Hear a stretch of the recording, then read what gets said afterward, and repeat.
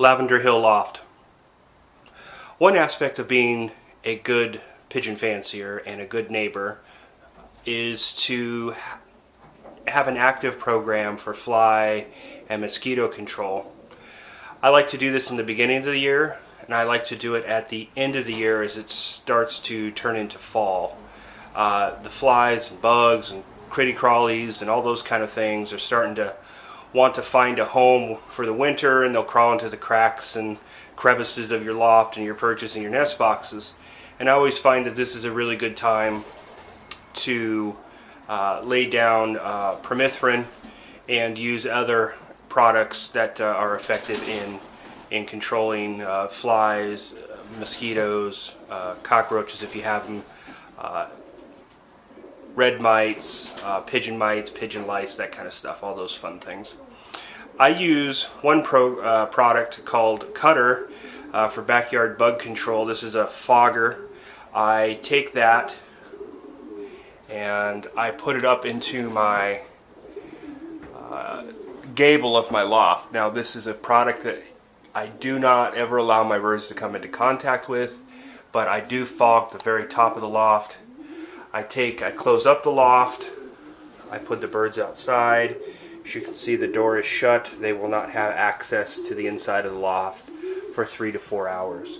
You'll see I do have a permethrin bug strip hanging, but I do like to make sure that I am taking every precaution necessary to ensure that my birds are safe, healthy, and happy, and that my neighbors are also happy with having a pigeon loft next to them. I take the spray bottle like this, and I mix warm water, and I put in approximately a tablespoon of permethrin that I can get from any livestock store or pigeon supply house. And what I do is I saturate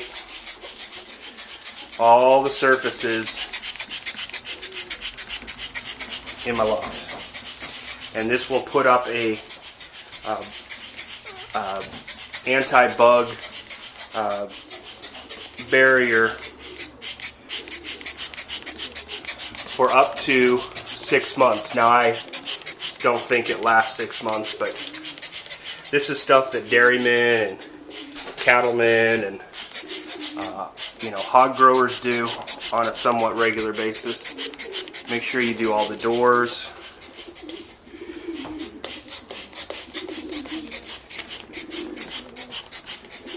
Spray everything. And if you'll notice, I'm just kind of spraying it to where it's just moist enough. I don't want beads of water running off of the I just want it, but I do want a good saturation.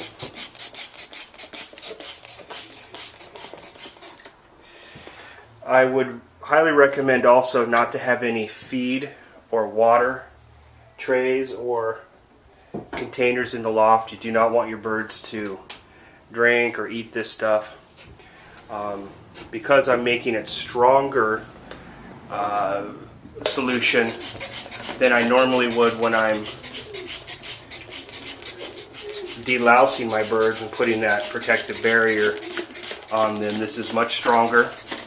You want to make sure you're doing it when everything is very much ventilated, so it's safe for you, safe for the birds.